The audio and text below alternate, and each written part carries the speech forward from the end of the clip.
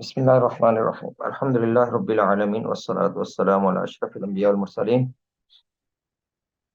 وعلى آله وصحبه أجمعين أما بعد۔ یہ ہم نجاستوں کا بیان پڑھ رہے ہیں اور حیوانات کے بارے میں یا انسانوں کے بارے میں کہ کس پر نجاست کا حکم شریعت نے عائد کیا اور کن کو نجس قرار نہیں دیا۔ تو اسی سلسلے کا یہ اگلا مسئلہ ہے، مسئلہ نمبر 3، کتے کی نجاست کا کیا حکم ہے۔ ایک بات آپ سمجھ لیں کہ فقہ میں جب حکم کہتے ہیں نا تو اس سے مراد یہ نہیں ہوتا کہ شریعت نے حکم دے دیا، اس سے مراد یہ ہوتا ہے کہ اس کا یعنی فقہی طور پر کیا فیصلہ ہے، فقہی فیصلہ کیا ہے، فقہی طور پر ہم اس کو کیا نام دیں، یعنی قانون شرعی کے طور پر وہ چیز واجب ہے یا جائز ہے یا مکروہ ہے یا حرام ہے یا حلال ہے یا نجس ہے یا طاہر ہے، یہ سارے فقہی احکام ہیں، تو کوئی فقہی حکم دینا مقصود ہوتا ہے۔ تو کتے کی نجاست کے بارے میں فقہی طور پر کیا فیصلہ ہے، حکم سے مراد ہے فقہی طور پر کیا موقف ہے، اور شرعی حکم کیا ہے، شرعی فیصلہ کیا ہے، حکم سے مراد آپ فیصلہ لے لیجیے۔ تو کتے کے نجس اور عدم نجس یعنی کتے کے نجس ہونے یا نجس نہ ہونے کے بارے میں فقہاء کرام کے درمیان کچھ اختلاف ہے۔ پہلے آپ اختلاف پڑھ لیجئے اور آپ کو پھر یہ مسئلے کی حقیقت سمجھ آ جائے گی۔ پہلا قول یہ ہے کہ کتا اور اس کا لعاب وغیرہ وہ نجس نہیں ہے۔ کل بھی میں نے کہا تھا کہ جو چیز نجس نہ ہو اس کو یوں پاک نہیں کہنا چاہیے، آپ کہیے کہ نجس نہیں ہے، یہ پہلا قول ہے کہ نجس نہیں ہے۔ یہ امام مالک کا موقف ہے اور امام مالک کے مذہب مالکیہ میں یہی موقف رائج ہے۔ اب دیکھیے ان کے دلائل کیا ہے۔ پہلی ان کی دلیل یہ ہے کہ چیزوں میں اصل طہارت ہے، یعنی جب تک شریعت کسی چیز کو نجس نہ کہے تب تک ہم اس کو نجس نہیں کہہ سکتے الا کہ ان کے نجس ہونے کی کوئی دلیل آ جائے۔ تو مالکیہ کے خیال میں کتے کے نجس ہونے کی کوئی دلیل نہیں۔ باقی آگے جو احادیث آ رہی ہیں ان کے بارے میں یہ کیا کہتے ہیں ہم وہیں پر بیان کریں گے۔ کہتے ہیں کہ اصلاً اشیاء میں طہارت ہے، یہ اصول ہے کہ اشیاء میں یعنی جو بھی حیوانات ہیں جمادات ہیں وہ یعنی نجس نہیں ہے، حرام نہیں ہے الا کہ حرام اور نجس ہونے کی دلیل ملے۔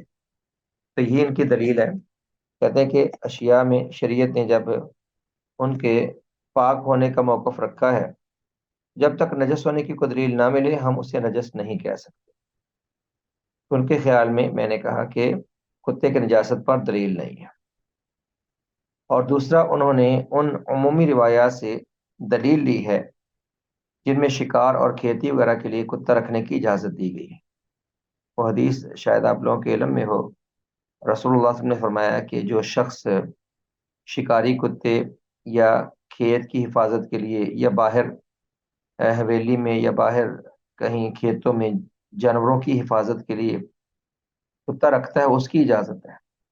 اس کے علاوہ اگر کوئی اور گھر میں یا شوقیہ یا ان ضروریات کے علاوہ ویسے کتا رکھ لے رکھوالی کے لیے، گھر کی رکھوالی کے لیے، گھر میں شوق کے لیے، جیسے یہ یورپین اور مغربی قسم کا فیشن ہے بعض لوگوں میں، تو ہر روز اس شخص کے اجر سے 2 قرات کمی ہوتی ہے۔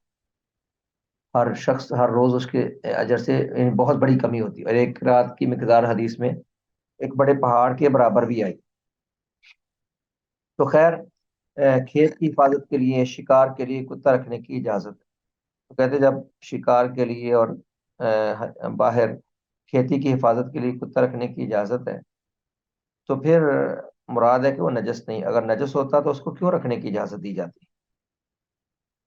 باقی جو معروف حدیث ہے جو اگلے موقف میں آئے گی، جس میں رسول اللہ صلی اللہ علیہ وسلم نے فرمایا کہ جب کسی کے برتن میں کتا منہ ڈال دے اسے 7 مرتبہ دھوئے۔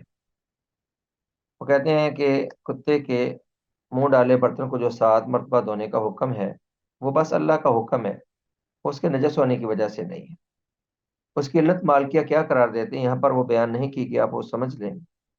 مالکیہ نے کہا کہ کتے کے منہ ڈالے برتن کو 7 مرتبہ دھونے کی وجہ اس کا زہریلا ہونا ہے، کہ اس کے لعاب زہریلا ہوتا ہے، اور اس کے منہ میں، اس کے لعاب میں ایسے زہریلے اثرات ہوتے ہیں کہ جب تک اسے اچھی طرح مٹی کے ساتھ مانج کے اچھی طرح دھو کر صاف نہ کریں، اس کا زہر ختم نہیں ہوتا۔ اور مالکہ نے کہا کہ اگر یہ نجس ہوتا تو پھر 7 مرتبہ دھونے کا حکم کیوں ہے، اور پھر ایک دفعہ مٹی سے ملنے کا حکم کیوں ہے؟ باقی جو بھی نجس اشیاء ہیں ان کو دھونے کے لیے شریعت نے کہیں بھی 7 مرتبہ دھونے کی بات تو نہیں کی، اور نہ اس پر مٹی ملنے کی بات کی ہے۔ تو صرف یہی اتنا نجس تھا کہ اس کو 7 مرتبہ دھونے کا حکم دیا اور ایک دفعہ مٹی ملنے کا حکم دیا، کہتے ہیں اس کے زہریلے اثرات ختم کرنے کے لیے۔ مالکیہ نے کتے کے منہ ڈالے برتن کو دھونے کی علت اس کا زہریلا اثر قرار دیا ہے۔ کہتے ہیں نجاست نہیں ہے، بلکہ خاص طور پر جب کتا باولا ہو جائے جو سب کو کاٹنے لگتا ہے، اس کے اندر بہت زہر ہوتا ہے، جس کو کاٹ دے اس انسان کا بچنا مشکل ہو جاتا ہے۔ تو کہتے ہیں کہ یہ اس کے زہریلے ہونے کی وجہ سے شریعت نے 7 مرتبہ دھونے کا اور ایک دفعہ مٹی سے اس کو اچھی طرح مانجنے کا حکم دیا۔ تو یہ بات کسی حد تک ویسے سمجھ آتی ہے کہ دیکھیے باقی جو بھی نجاستیں ہیں کہیں بھی شریعت نے 7 دفعہ دھونے کا تو نہیں کہا، اور نہ ہی مٹی سے ملنے کا کہا ہے۔ صرف کتے کے منہ ڈالے برتن کو شریعت نے کہا کہ 7 مرتبہ دھونا ہے، اور پھر مٹی سے بھی ملنا ہے۔ حتیٰ کہ خنزیر کے بارے میں بھی، جس کو قرآن نے نجس کہا، نبی اسلام نے ایسا حکم نہیں دیا کہ اس کے یعنی جھوٹے کو یا اس کے اگر کسی برتن میں منہ لگا دے یا کچھ کر لے تو 7 مرتبہ دھونا ہے، صرف کتے کے بارے میں کہا۔ تو یہاں سے مالکیہ نے کچھ راہ نکالی، انہوں نے کہا کہ یہ جو شریعت نے 7 مرتبہ دھونے کا حکم دیا اس کے یعنی زہریلے اثرات کے ختم کرنے کے لیے۔ تو جو سب سے بڑی دلیل ہے کتے کے نجس ہونے کی، کہ اگر کتا برتن میں منہ ڈال دے اس کو 7 مرتبہ دھونا، اس کا جواب مالکیہ نے یہ دے دیا کہ وہ اللہ کا حکم ہے، اور اس کے نجس ہونے کی وجہ سے نہیں، اس کے زہریلے اثرات کے خاتمہ کے لیے شریعت نے حکم دیا۔ اور ان کی میں توجیہ پوری تفصیل سے آپ کے سامنے بیان کر چکا ہوں۔ یہ پہلا قول تھا، مالکیہ کہتے ہیں کہ کتا نجس نہیں۔ دوسرا قول یہ ہے کہ کتے کی ہر چیز نجس ہے، حتیٰ کہ اس کا لعاب، یعنی اس کا لعاب، اس کا پسینہ، اس کا خون، وہ پوری طرح نجس ہے۔ یہ امام شافعی کا مذہب ہے، اور امام احمد بن حنبل رحمہ اللہ سے ایک روایت ہے۔ ان کی دلیل وہ حدیث ہے جو بھی ہم نے جس کی بات کی تھی، حضرت ابو ہریرہ رضی اللہ تعالیٰ عنہ کی حدیث ہے، قال قال رسول اللہ صلی اللہ علیہ وسلم اذا ولغ الكلب في اناء احدكم فليركه ثم ليغسل 7 مرار۔ رسول اللہ صلی اللہ علیہ وسلم نے فرمایا جب کہ تم میں سے کسی کے برتن میں کتا منہ ڈال جائے تو اسے چاہیے کہ اس کو اس میں موجود چیز کو بہا دے، ظاہر ہے کہ بہا دے گا، بہائے گا پھر ہی دھوئے گا نا، جو بھی کھانے پینے کی چیز ہے اس کو انڈیل دے، اس کو بہا دے، اور پھر برتن کو 7 مرتبہ دھوئے۔ اور حدیث میں اضافہ بھی ہے کہ 1 مرتبہ مٹی کے ساتھ۔ تو اسے استدلال کیسے کیا، یعنی اس کو امام شافعی نے یا امام احمد نے دلیل کیسے بنایا؟ تو دلیل کہتے ہیں وجہ استدلال یہ ہے کہ حدیث میں کتے کے منہ لگے برتن کو 7 بار دھونے کا حکم اس لیے دیا گیا ہے کیونکہ اس کی نجاست انتہائی سخت ہے، شدید نجاست ہے، اور جب اس کے لعاب کی نجاست اتنی غلیظ ہے کہ برتن کو 7 بار دھونے کا حکم ہے، تو اس کے باقی اجزاء، اس کا خون اور اس کا گوشت تو بالاولا نجس ہوں گے۔ گویا کہ انہوں نے قیاس کیا کتے کے باقی اجزاء کو اس کے لعاب کی نجاست پر۔ جب لعاب کو اس کے یعنی منہ ڈالنے پر اس کے لعاب کی وجہ سے 7 مرتبہ دھونے کا حکم ہے، تو باقی اجزاء کی یعنی اسی کے تابع اور وہ بھی نجس ہی ہے۔ میں اس کے بارے میں کہہ چکا کہ مالکیہ کہتے ہیں کہ یہ نجس ہونے کی وجہ سے جو یہ عدد مقرر کیا شریعت نے اس کے زہریلے پن کی وجہ سے ہے۔ تیسرا قول یہ ہے کہ کتے کے بال پاک ہیں اور اس کا لعاب اور باقی اجزاء نجس ہیں۔ یہ اصل میں وہی موقف ہے جو آپ نے پہلے پڑھا۔ یہ بالوں کو یعنی کہتے ہیں بال خشک ہوتے ہیں، جب تک خشک ہیں بال تو خشک بال مراد اگر خشک کتا کپڑوں کو یا لگ جائے جسم وغیرہ کو تو اس سے نجس نہیں ہوتا بندہ۔ ہاں اگر وہ اس کے یعنی جو لعاب ہے یا اس کا خون ہے یا اس کا پسینہ ہے جو تر اشیاء ہیں ان میں نجاست ہے، خشک بالوں میں نجاست ہے۔ امام حنیفہ کا مذہب اور امام احمد بن حنبل سے ایک روایت۔ ان کی دلیل ابو ہریرہ کی پچھلی حدیث یہ ہے کہ نبی اسلام نے یعنی اس کے منہ ڈالنے پر دھونے کا حکم دیا ہے۔ گویا کہ انہوں نے بھی کتے کے باقی اجزاء کو اس کے لعاب کی نجاست پر قیاس کیا ہے۔ جیسے لعاب نجس ہے ویسے ہی باقی اجزاء بھی نجس ہے، اور اس کے بالوں کو ان احادیث کی بنیاد پر مستثنا قرار دیا ہے جن میں شکار اور کھیتی کے لیے کتا رکھنے کی اجازت دی گئی ہے۔ ایسے شکار کے لیے یا کھیتی کے لیے بھی کتا رکھنے کی اجازت دی گئی ہے، تو ظاہر ہے کہ کتا ایسا جب مالک کے پاس ہوتا ہے تو اس کے کپڑوں کو مس کرتا ہے، کپڑوں کو ٹچ کرتا ہے اور اس کے ساتھ ساتھ رہتا ہے، تو بال لگیں گے نا جسم پہ یا کپڑے پہ، تو بالوں میں کوئی اجازت نہیں، وہ تو خشک ہوتے ہیں۔ باقی اس کے لعاب سے آپ کھانے پینے کے اشیاء کو بچائیں، اس کے لعاب سے اپنے کپڑوں کو بچائیں، اس کے منہ کو خود سے دور رکھتے ہیں اگر آپ، تو اس کے بالوں میں کیا ہے، وہ تو نجس نہیں۔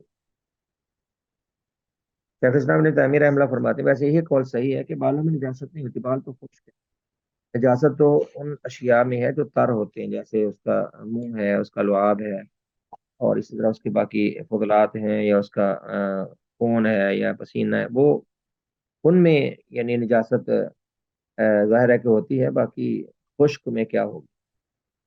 شیخ الاسلام تعمیر رحمہ اللہ فرماتے ہیں اور یہی قول زیادہ صحیح معلوم ہوتا ہے، لہذا اگر کتے کے بالوں کی رطوبت یعنی تری کپڑوں یا جسم کے کسی حصے کو لگ جاتی ہے تو وہ نجس نہیں ہوگی۔ بال تر ہوتے نہیں بھائی، بال تر نہیں ہوتے۔ آپ یوں کہیے کہ اگر شاید یہ کہنا چاہتے ہیں کہ اگر کتا پانی سے نکلتا ہے تو کتا گیلا اگر کپڑوں کو لگ جائے تو ظاہر ہے کہ پانی ہی لگا ہے، اور پانی اس کے بالوں کے ساتھ لگا، اور بالوں میں کون سی نجاست ہوتی ہے؟ بال اگر تر ہیں تو شیخ الاسلام نے کہا کپڑوں یا جسم کے کسی حصے کو لگ جائیں تو وہ نجس نہیں ہوگی، کیونکہ جب رسول اللہ صلی اللہ علیہ وسلم نے شکار، بکریوں اور کھیتی کی حفاظت کے لیے کتا رکھنے کی اجازت دی ہے، تو آپ صلی اللہ علیہ وسلم کے علم میں تھا کہ اس کا جسم آدمی کے کپڑوں اور جسم کو مس یا ٹچ کرے گا، لیکن اس کے باوجود آپ نے اسے دھونے کا حکم نہیں دیا۔ یہ تو ایسے ہی ہے جیسے خچر یا گدھے پر سواری کرنے والے کے کپڑوں اور جسم کو لازماً اس کے رطوبت یا پسینے میں سے کچھ لگ جاتا ہے، لیکن وہ اسے پاک نہیں کرتا اور نہ اس کا حکم ہے۔ علامہ ابن عثیمین رحمہ اللہ کے یہاں تفصیل اس طرح ہے، کہتے ہیں کہ دیکھیے کہ بال خشک ہیں یا بال، اگر بال خشک ہیں تو نجس نہیں ہے، اگر بال تر ہیں پسینے کی وجہ سے یا پانی کی وجہ سے تو اس کو نجس کہتے ہیں۔ یہ ابن عثیمین رحمہ اللہ جو سعودیہ کے مفتی تھے ماضی میں، رحمہ اللہ ہو گئے، ان کا موقف۔ آگے انہوں نے ایک موقف کی طرح اشارہ کیا، امام شوکانی اور بعض علماء نے جو کتے کے لعاب کے علاوہ اس کے ہر جز کو پاک کہا ہے یہ درست نہیں۔ شاید ان لوگوں کا یہ کہنا ہے کہ کتے کے منہ ڈالنے پر شریعت نے دھونے کا حکم دیا، اور باقی اشیاء کے نجس کی شریعت نے جب بات نہیں کی تو پھر ان کو یعنی نجس نہ کہیں، ان کو پاک ہی سمجھے، لیکن یہ بات غلط ہے۔ جب اس کا لعاب نجس ہے تو خون کیسے پاک ہو سکتا ہے، اور جب اس کا لعاب نجس ہے تو اس کے یعنی گوشت اور جسم کے باقی فضلات وغیرہ وہ کیسے یعنی نجاست سے الگ ہو سکتے؟ تو راجہ یہی ہے کہ کتا نجس ہے، اس کا لعاب اور اس کے باقی تمام اجزاء۔ باقی جو مالکے نے کہا اس کی میں نے کہا مالکے نے یہاں سے راہ نکالی کہ یہ اس کے نجس ہونے کی وجہ سے نہیں، اس کے زہریلے پن کی وجہ سے۔ تو ہم یہ کہہ سکتے ہیں کہ علت اس کا نجس ہونا بھی ہے اور زہریلا ہونا بھی ہے، کیونکہ کتا جو خاص طور پہ باولا کتا ہو جو پاگل ہو جائے، جو ہر ایک کو کاٹنے کو دوڑتا ہے، تو وہ بہت زہریلا ہوتا ہے، اور ویسے بھی کتا کاٹ جائے تو انسان کے لیے امراض لگتے ہیں، یا کئی دفعہ باولے کتے کے کاٹنے سے مشکل ہو جاتا ہے انسان کا بچنا، وہ اس کے زہریلے پن کی وجہ سے۔ تو جو برتن کو دھونے کا حکم ہے 7 مرتبہ، اس کے نجس ہونے کی وجہ سے بھی ہے اور اس کے زہریلے اثرات کی وجہ سے بھی۔ باقی ضرورت کے تحت شریعت نے اس کو رکھنے کی اجازت دی ہے۔ جو اصل میں جو کتے رکھے جاتے ہیں نا، شکاری کتے ہوتے ہیں، وہ ویسے صاف ستھرے رہتے ہیں اور الگ رہتے ہیں، وہ یعنی ٹریننگ یافتہ ہوتے ہیں، اور وہ ایسے برتنوں میں منہ نہیں ڈالتے، برتنوں میں منہ وہی ڈالتے جو آوارہ سے ہوتے ہیں یا جن کو انسان شوقیہ رکھ لیتا ہے۔ جو سدائے کتے ہوں، جو ٹریننگ یافتہ ہوں، برتن میں منہ کہاں ڈالتے ہیں، وہ تو ویسے ہی سائڈ پہ رہتے ہیں اور خیال رکھتے ہیں مالک جو ان کے لیے جگہ مقرر کر دے نا رہنے کی، اور جو جگہ مقرر کر دے ان کے لیے واش روم کی، تو وہ اس کا پورا خیال رکھتے ہیں، وہ بڑے سمجھدار ہوتے ہیں اور پڑھے لکھے ہوتے ہیں، یعنی ٹریننگ یافتہ ہوتے ہیں۔ تو ان کے رکھنے کی وجہ یہ ہے کہ وہ ایک خاص نسل کے ہوتے ہیں، اور وہ ویسے بھی چیزوں کو خراب اور آلودہ نہیں کرتے، اور ضرورت کے تحت ان کی اجازت ہے۔ اب اسی سے متعلقہ اگلا مسئلہ ہے کہ جب شکاری کتا رکھنے کی اجازت ہے تو شکاری کتے کے لعاب کا کیا حکم؟ جب کتا شکار میں استعمال کیا جائے، کتے کے ذریعے شکار ماضی قدیم سے لوگ کرتے آ رہے ہیں، عہد رسالت میں بھی کتے سے شکار ہوتا تھا، لوگ شکاری کتے رکھتے تھے اور وہ جنگلوں میں لے جاتے، اور وہاں پر جو یعنی خرگوش ہوتے ہیں یا جنگلی اس طرح کے جانور ہوتے ہیں ان کے پیچھے بھاگ کر کتے ان کا شکار کرتے. تو یہ ماضی سے شکار کتے کے ذریعے ہوتا آ رہا ہے. اور اسی طرح لوگ پرندوں کے شکار کے لیے باز یا شکرا وغیرہ رکھتے تھے. اب اگر کتے کو ہم نجس کہتے ہیں تو شکاری کتا جب شکار کرے گا تو ظاہر ہے کہ منہ سے وہ جانور کو پکڑ کے لے کے آتا ہے. منہ سے پکڑ کے لے کے آتا ہے. جب منہ سے پکڑ کے لے کے آئے گا تو اس کا لعاب تو اور اس کے دانت اور اس کا لعاب وہ جانور کے جسم کے اندر لگیں گے. تو پھر شکاری کتے کے لعاب کو کیا حکم دیں؟ کیا اس کا حکم بھی یعنی اس کا معاملہ بھی عام کتوں جیسا ہے یا الگ ہے؟ اس میں فقہاء کرام کے دو قول ہیں. پہلا قول یہ کہ شکاری کتے کا لعاب نجس ہے لہذا اسے دھویا جائے گا، لیکن یہ بھی عام کتوں کی طرح نجس ہی ہوتا ہے، اور جب کتا شکار کر کے لے آئے اسے دھو کر استعمال کریں شکار. یہ مذہب جمہور فقہاء کرام کا ہے. ان کی دلیل وہی گزشتہ حدیث ابو ہریرہ رضی اللہ تعالیٰ عنہ جو جس میں آپ نے فرمایا کہ جب کتا کسی کے برتن میں منہ ڈال دے تو 7 مرتبہ دھوئے. تو کہتے ہیں کہ جو عام کتے کا حکم ہے وہی شکاری کتے کا حکم ہے. تو وجہ استدلال اس حدیث سے کیا ہے؟ انہوں نے کہا کہ اس حدیث میں لفظ کلب کا ذکر ہے جو کہ عموم پر دلالت کرتا ہے، یعنی ہر کتے کو شامل ہے لفظ. اس میں سارے کتے آتے ہیں، کوئی خاص نہیں ہے. جو بھی کتے ہیں سب کا یہی حکم ہے. لہذا اس میں کتوں کی تمام اقسام داخل ہیں، آوارہ ہو، شکاری ہو، اور حفاظت والا ہو، شوقیہ ہو، جیسا بھی ہو، سب کتوں کا لعاب نجس ہوتا ہے. یہ پہلا قول تھا. تو ان کے ہاں جب وہ شکار کر کے لائے تو اچھی طرح دھو کر استعمال کریں اس کے یعنی شکار کے گوشت کو. دوسرا قول یہ ہے کہ شکاری کتے کا لعاب نجس نہیں ہوتا. کہتے ہیں کیونکہ جانور کے جس حصے سے پکڑ کر وہ اسے شکار کرتا ہے اسے دھویا نہیں جاتا اور نہ اسے دھونے کا حکم دیا گیا ہے. ایک اور بات شافیہ کا ہے اور حنابلہ سے ایک روایت. ان کی دلیل اللہ تعالیٰ کا یہ فرمان ہے، اللہ نے فرمایا فَكُلُوا مِمَّا أَمْسَكْنَا عَلَيْكُمْ وَاذْكُرُوا اسْمَ اللَّهِ عَلَيْهِ، کہ شکاری کتے جو تمہارے لیے پکڑ کر لے آئیں، روک کر لے آئیں، تم اسے کھا سکتے ہو، اور اللہ کا نام لے کر کتوں کو چھوڑو شکار کے. اللہ کا نام لو، بسم اللہ پڑھ کے چھوڑو، پھر جو شکار کر کے لے آئیں اس کو کھا لو. یعنی جس شکار کو تمہارے لیے پکڑ کر روک رکھے تو تم اس سے کھا لو اور اس پر اللہ تعالیٰ کے نام کا ذکر. وجہ استدلال دلیل کیسے لی اس آیت سے؟ کہتے ہیں کہ اس آیت میں اللہ تعالیٰ نے شکاری کتے کے کیے گئے شکار سے کھانے کا حکم تو دیا لیکن اسے دھونے یا پاک کرنے کا نہیں. اس کا جواب یہ ہو سکتا ہے کہ اللہ نے بس اس شکاری کتے کے شکار کردہ گوشت کو کھانے کا حکم دیا اور ساری باتیں ذکر نہیں کی کہ دھوئیں کہ نہ دھوئیں. بس اتنا اللہ نے کہا کہ جب تم بسم اللہ پڑھ کے شکار کرتے ہو تو جو شکار آ جائے اس کو کھا لو، باقی دیگر احکامات دوسری جگہوں سے لے لیا جائے. دوسری بات یہ کہتے ہیں کہ رسول اللہ صلی اللہ علیہ وسلم نے صحابہ کرام رضوان اللہ علیہم اجمعین کو شکار کے تمام احکام بتائے ہیں، لیکن انہیں اس جانور کے گوشت کو دھونے کا حکم نہیں دیا جسے شکاری کتے کے ذریعے شکار کیا گیا ہو. یہ بھی ایک دلیل لیتے ہیں کہ جب صحابہ نے آپ سے پوچھا کہ اب جب ہم شکاری کتے سے شکار کریں تو کیسے کریں، آپ نے فرمایا کہ بسم اللہ پڑھ کے چھوڑو، جب شکار کر کے لے آئے تو کھا لو، لیکن آپ نے یہ نہیں کہا کہ دھو کر استعمال کرو. اب یہ بات عجیب سی لگتی ہے اس لیے کہ جب پہلا قول راجے معلوم ہوتے ہیں یہاں پر واللہ اعلم. یہ پہلا مسئلہ ہمارا ختم ہو گیا تھا. اب ہم اگلے نجاست سے متعلقہ دیگر مسائل کی طرف آتے ہیں. اب ان میں سے یہ چند مسائل ہیں، یہ میں تمہیداً ایک دو باتیں کہہ دوں. نجاست اور طہارت کے مسائل چونکہ اس میں کچھ یعنی ایسے پرائیویٹ باتیں یا ایسے نجی زندگی سے متعلقہ مسائل آ جاتے ہیں، اور ہم چونکہ شریعت کے احکام سیکھنے کے لیے بیٹھے ہیں اور شریعت کے احکام سیکھنے میں یعنی حیا مانے نہیں ہونی چاہیے. یہاں بہن بھائی سب موجود ہیں تو چند اب ایسے مسائل ہیں، اس کے بعد حیض استحاضہ کے مسائل بھی آئیں گے. تو ہم یہاں سب سیکھنے کے لیے جمع ہیں، اور رسول اللہ صلی اللہ علیہ وسلم بھی اپنے صحابہ کرام کو تعلیم دیا کرتے تھے، اور آپ جو بھی احکام تھے وہ بے دھڑک سکھایا کرتے تھے. ہمارا مقصد یہ ہے کہ ہم شریعت کے احکام سیکھیں، اس لیے سب مسائل سیکھنا یہ ہماری ضرورت ہے. علم ہر چیز کا ہونا چاہیے تاکہ انسان دوسروں کی بھی رہنمائی کر سکے. اب انسان کے نجاست سے متعلقہ مسائل چند اس کی نجی زندگی سے متعلقہ ہوتے ہیں، اب ان کو سمجھنا اور ان کو سیکھنا یہ سب کے لیے ضروری ہے. یہ ویسے ہی یہ چند ایک احکامات ہیں. اب ان میں یہ ہے پہلی بات کہ منی، مزی اور ودی کے احکام کیا ہیں؟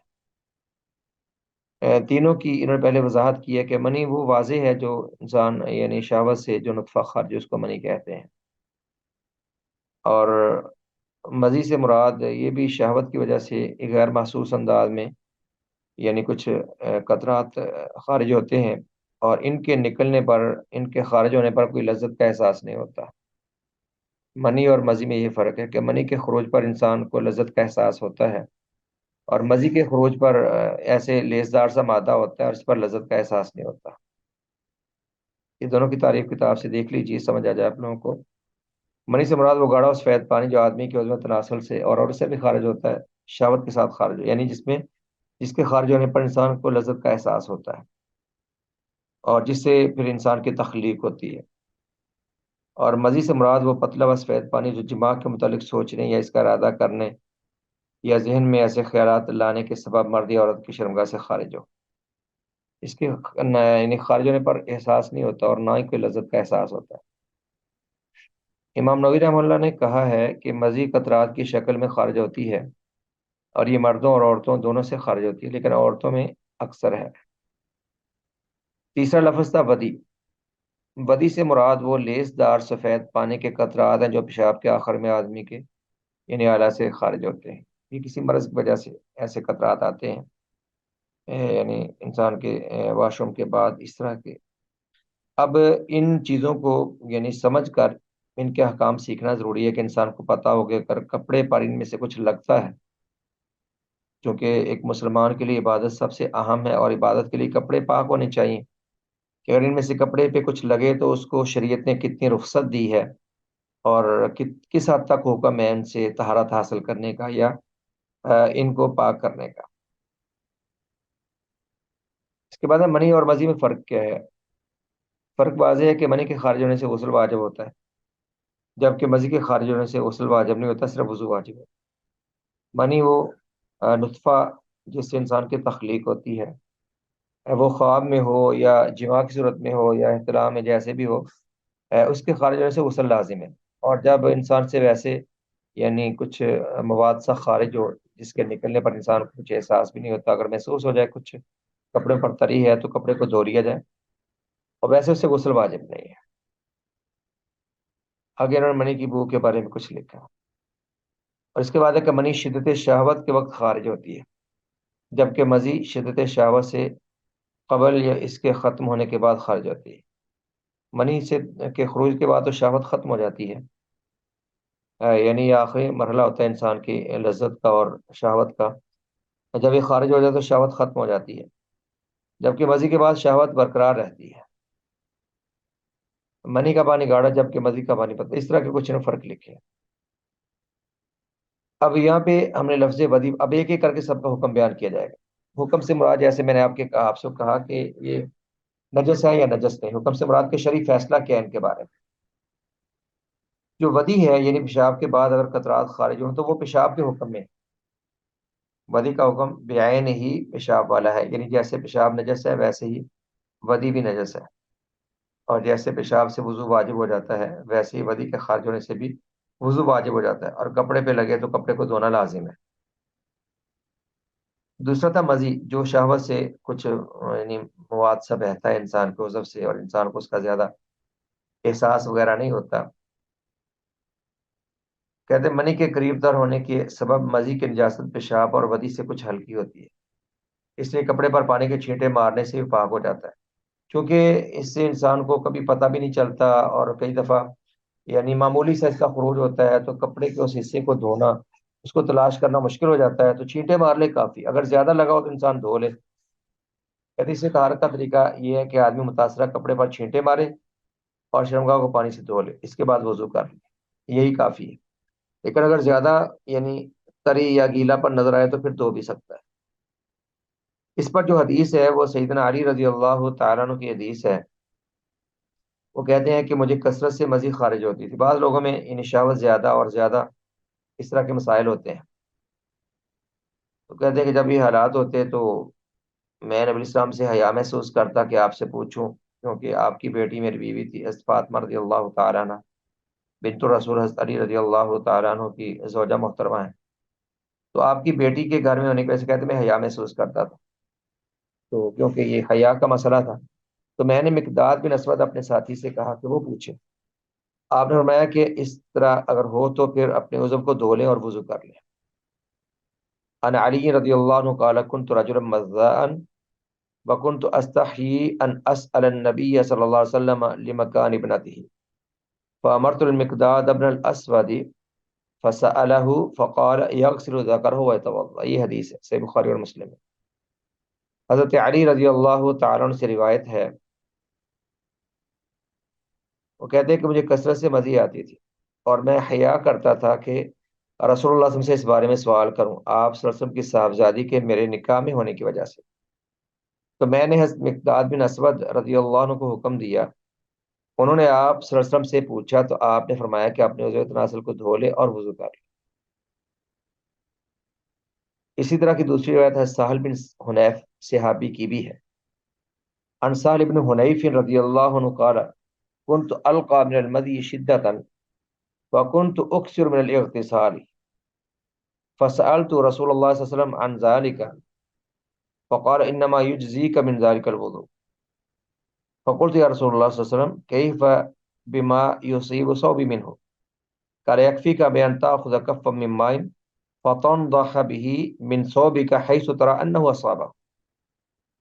سالم بن حنیف کہتے ہیں حدیث کا مضمون یہ ہے کہ مجھے مزی کی بڑی وجہ سے بڑی پریشانی رہتی تھی، اور جب بھی تھوڑا سا ایسا کوئی یعنی مواد خارج ہوتا ہے میں فوری غسل کرتا، بار بار مجھے غسل کرنا پڑتا، مجھے پتہ نہیں تھا، میں نے شاید سمجھا شاید اس وجہ سے بھی غسل کرنا لازم ہے۔ تو جب مسائل کا علم نہ ہو پھر یہ نقصان ہوتا ہے کہ انسان خام خواہ سے تکلیف میں پڑ جاتا ہے۔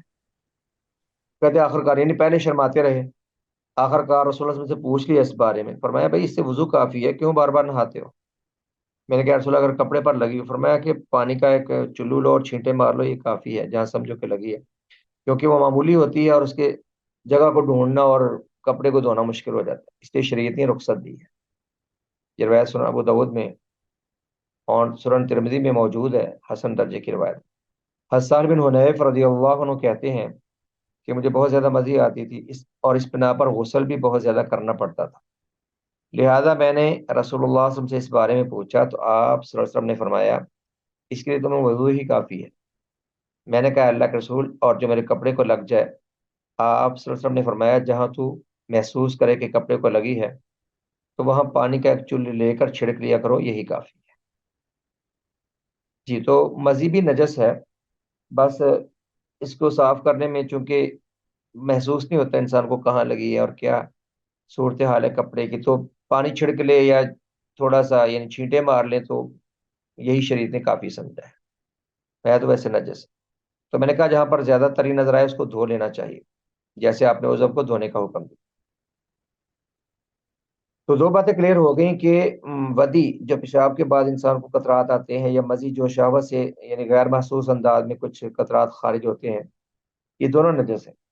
تیسرے ہیں منی، نطفہ انسان جس سے انسان کی تخلیق ہوتی ہے، اس کا کیا حکم ہے؟ پہلی بات یہ، اس بات پر تو فقہاء کرام کا اتفاق ہے کہ کسی بھی طریقے سے منی خارج ہونا وجوب غسل کا سبب ہے، یعنی جب منی خارج ہوگی، خواہ جیسے بھی خارج ہو، نیند میں ہو یا بیداری میں ہو یا جماع سے، جیسے بھی جب منی خارج ہو تو اس سے غسل لازم ہے۔ لیکن اختلاف اس میں ہے کہ منی نجس ہے یا نجس نہیں ہے، پھر وہی بات پاک ہے یا پاک کہنے کی ضرورت نہیں، اب یوں کہیں نجس ہے یا نجس نہیں ہے۔ تو منی کی نجاست کے بارے میں اختلاف ہے، یعنی اگر کپڑے کو لگ جائے تو کپڑے کو دھونا لازم ہے یا نہیں، اور اس کا کیا حکم ہے؟ اس میں فقہاء کرام رحمہم اللہ کے دو قول ہیں۔ پہلا قول یہ کہ منی نجس نہیں ہے،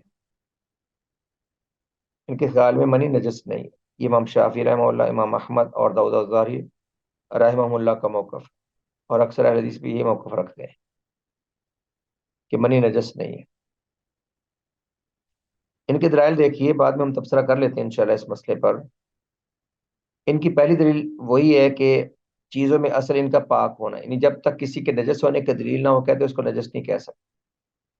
جو بھی چیزیں اصل میں وہ پاک ہوتی ہیں، الا کہ ان کے نجس ہونے کی کوئی دلیل مل جائے، لہذا جس نے کسی چیز کے نجس ہونے کا دعویٰ کیا اس پر ضروری ہے کہ اس کی کوئی دلیل پیش کرے. کہتے اگر منی کو نجس کہنا ہے تو پھر اس کی دلیل پیش کریں کہ یہ نجس ہے. اگر آپ کے پاس دلیل نہیں تو آپ نجس کیوں کہتے ہیں؟ ان کے خیال میں منی کے نجس ہونے کی کوئی دلیل نہیں ہے. اور دوسری اس موقع پر دلیل یہ ہے جو کہتے ہیں منی نجس نہیں ہے، سیدہ ام المؤمنین سیدہ عائشہ رضی اللہ تعالیٰ عنہ کی حدیث ہے، قالت كنت افرق المنی من صوب رسول اللہ صلی اللہ علیہ وسلم فیصلی فی. سیدہ عائشہ فرماتی ہیں کہ میں نبی اکرم صلی اللہ علیہ وسلم کے کپڑے سے منی کو کھرچ دیتی تھی، آپ اس میں نماز پڑھ لیتی. یعنی گاڑھا مواد اگر کپڑے پر جمع ہوتا تو اس کو بس میں کھرچ دیتی تھی، دونوں کی ضرورت محسوس نہیں کرتی تھی. جب خشک ہو اور جمی ہو اور گاڑھی ہو تو پھر کھرچی جا سکتی ہے اور کپڑے کے اندر پوری طرح سرایت بھی نہیں کرتی. تو سیدہ عائشہ نے فرمایا کہ میں رسول اللہ صلی اللہ علیہ وسلم کے کپڑے سے منی کو خشک ہونے کے بعد کھرچ دیتی تھی اور آپ صلی اللہ علیہ وسلم اس میں نماز پڑھ لیتے تھے. تو استدلال کی وجہ کیا ہے؟ یعنی کیسے دلیل لی گئی کہ اگر منی نجس ہوتی تو اسے کھرچ لینا کافی نہ ہوتا، بلکہ حیض کے خون کی طرح اسے بھی مل مل کے پانی سے اچھی طرح دھونے کا حکم دیا جاتا. جب حیض کے بارے میں ہم نے نجاست کی بات پڑھی ہے کہ وہ نجس ہے، اسے مل کر دھونے کا شریعت نے حکم دیا، جبکہ اسے مل کر دھونے کا حکم نہیں دیا بلکہ سیدہ عائشہ اس کو کھرچنا کافی سمجھتی تھی. یعنی کسی چیز سے کھرچ دیتی، اگر وہ گاڑی ہوتی تو ویسے ہی آپ نماز پڑھ لیتے.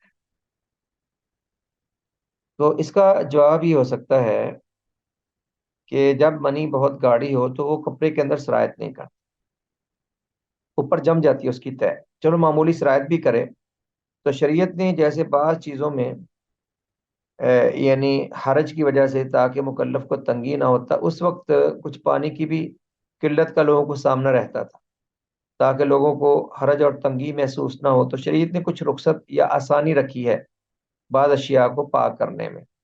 اس سے پہلے ہم نے پڑھا کہ مزی نجس ہے لیکن اس پر چھینٹے مار لے. اب چھینٹے مارنے سے کون سی صفائی ہوتی ہے؟ چھینٹے مارنے سے وہ چیز کپڑے کے اندر ہی رہے گی نا، باہر تو نہیں نکلے گی. جب آپ مل کے دھوئیں گے تبھی باہر نکلے گی، تبھی اس کے اثرات ختم ہوں گے. تو جیسے وہاں پر یعنی انسانی ضرورت کے تحت کہ تاکہ انسان تنگی میں واقع نہ ہو تو شریعت نے تھوڑی نرمی دکھائی ہے، آسانی دی ہے، تو یہاں بھی ویسی ہی آسانی کہہ سکتے ہیں. اور ویسے بھی اشیاء کو پاک کرنے کے مختلف طریقے ہوتے ہیں، جیسے اگر جوتے پر نجاست لگ جائے تو شریعت نے کہا اس کو مٹی پہ رگڑ دو، یہی کافی ہے. اور احادیث رسالت میں عورتیں جب نماز یا جمعہ پڑھنے آتی ہیں تو بعض عورتیں شکایت کرتی ہیں کہ آپ کہتے ہیں بڑی چادر استعمال کریں، بڑی چادر لیں تو اس کا پلو زمین پر گھسڑتا آتا ہے اور بسوں کا زمین نجس ہوتی ہے، اس پہ کوئی نجاست ہوتی ہے تو کپڑے کو لگ جاتی ہے. تو فرمایا کہ بعد میں جو صاف زمین آئے گی اس پر رگڑ کھانے سے کپڑا پاک ہو جائے گا. اب جب صاف زمین پر رگڑ کھاتا ہے تو پوری طرح اندر سے تو نہیں نکلتی نجاست، اوپر مٹی لگے گی، اوپر سے تھوڑی سی رگڑ آئے گی. تو شریعت نے لوگوں کی آسانی کی وجہ سے کچھ احکام میں نرمی رکھی ہے. تو یہاں بھی وہ جواب دیا جا سکتا ہے کہ ہے تو نجس، لیکن چونکہ ازدواجی زندگی میں اس طرح کے مسائل کا سامنا ہوتا ہے اور پانی کی قلت ہو خاص طور پہ، تو پھر ہر دفعہ دھونا بار بار دھونا مشکل ہو جاتا ہے. تو اگر جمی ہو کھرچ لیا جائے تو کفایت کر جائے. اور یہ بات بھی سمجھیں کہ کھرچنا لازم ہے، جو یعنی اس کو نجس نہیں کہتے وہ بھی کہتے ہیں کھرچنا لازم. اور اگر نجس نہ ہوتی تو کھرچنے کی کیا ضرورت تھی؟ پھر ویسے ہی چھوڑ دو، نماز پڑھ لو. تو کھرچنا کم از کم سارے لازم کہتے ہیں. جو کھرچنے کو لازم کہا گیا وہ اس بات کی دلیل ہے کہ یہ یعنی یہ نہ کہو کہ پاک ہے. خیر یہ میں نے اس پر کچھ تبصرہ کر دیا، اور میرا جس طرف میلان ہے وہ یہی ہے کہ یہ نجس سے ہی پاک. تیسری دلیل دیکھیے، وہ اس سے بھی عجیب ہے. کہتے منی ایسا پانی ہے کہ جس سے اللہ تعالیٰ نے انبیاء علیہ السلام اور اولیاء و صالحین کو پیدا فرمایا. بلا کیسے ہو سکتا ہے ان نیک ہستیوں کی اصل ایک نجس چیز؟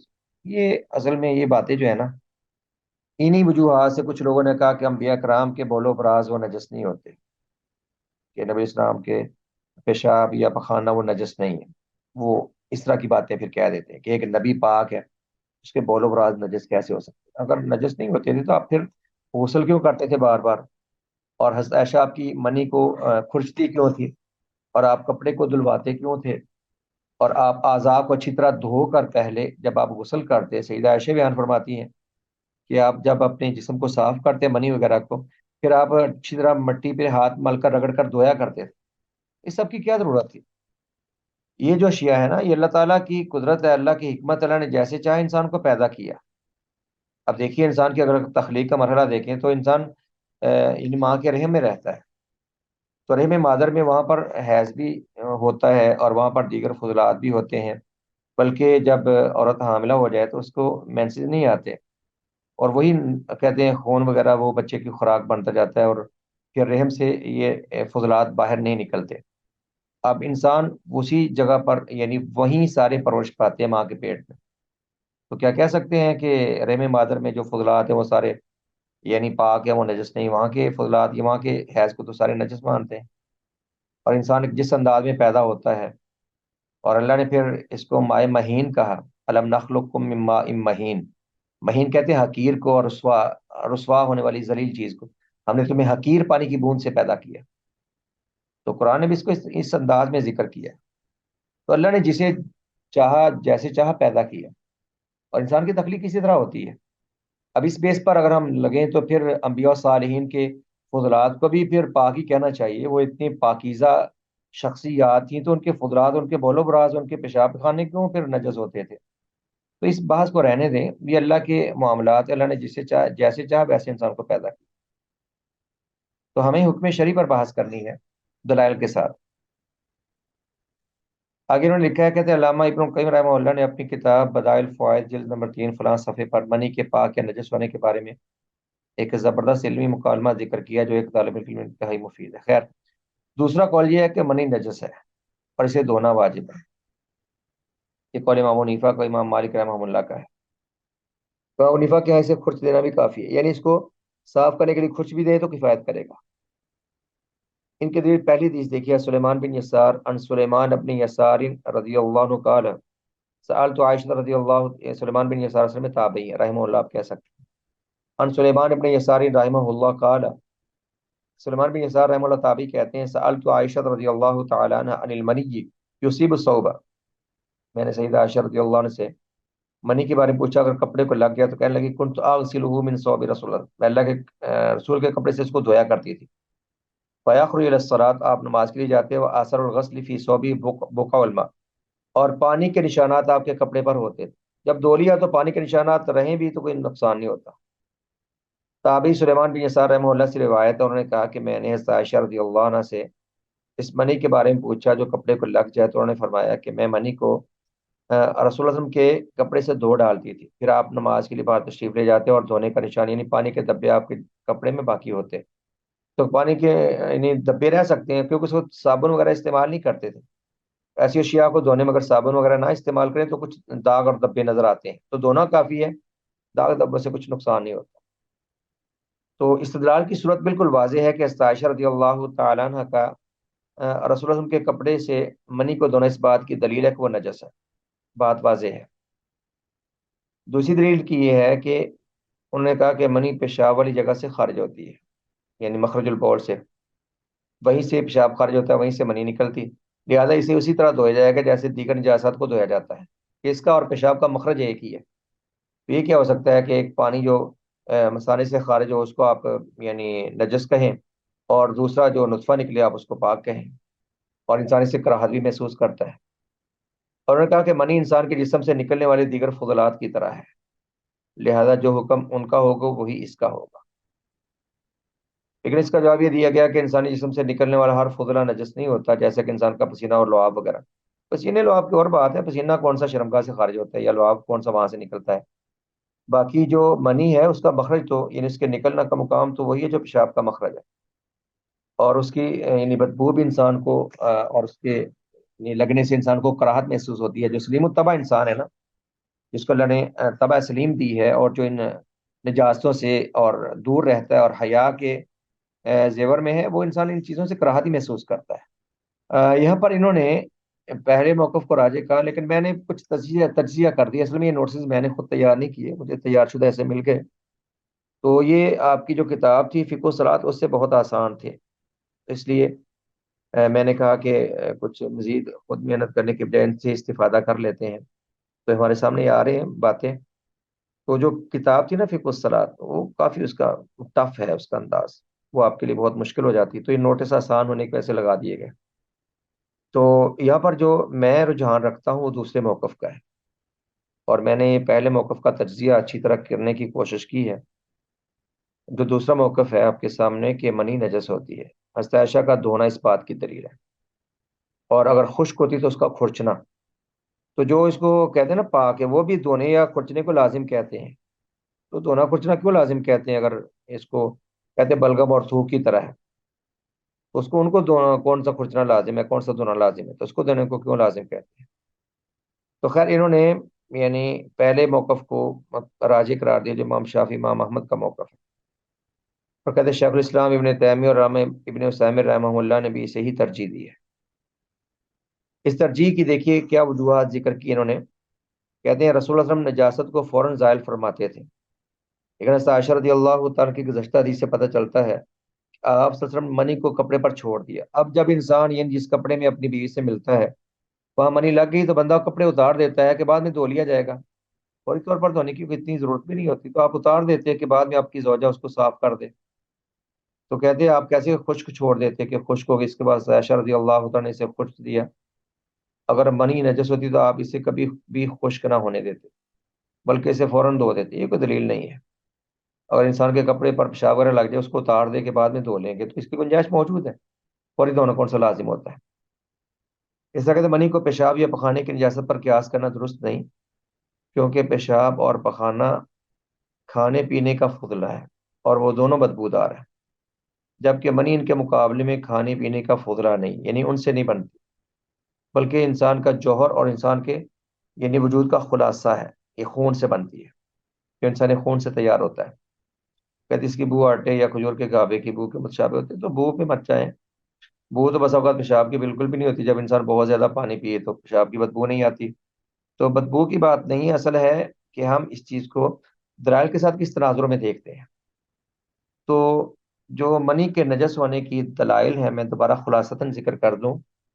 پہلی بات کہ اس کا مخرج وہ پیشاب کا مخرج ہے، اور پیشاب کے مخرج سے جو بھی چیز خارج ہو وہ دیکھیے آپ نے جو پہلے اشیاء پڑھی ہیں ودی اور مزی، وہ نجس ہے، تو یہ بھی انہیں کی جنس سے ہے، یہ بھی شہوت سے خارج ہوتی ہے جیسے مزی شہوت سے خارج ہوتی ہے۔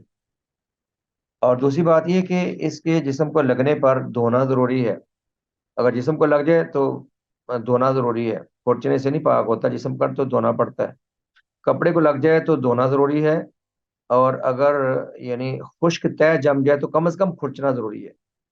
ویسے پہلے دور میں ہو سکتا ہے کہ کھرچنے کی کوئی صورتیں پیش آ جاتی ہوں جب یہ بہت گاڑھا مواد لوگوں کے کپڑے پہ جمتا تھا، تو اب جو حالات ہیں لوگوں کے کہ سارے لوگوں کی یعنی خوراکیں انتہائی ناقص ہونے کی وجہ سے یہ یعنی مواد بھی ایسا گاڑھا نہیں ہوتا اس کو کھرچا جا سکے، تو کپڑے کے اندر اتر جاتا ہے، تو پھر دھونا ہی لازم ہے۔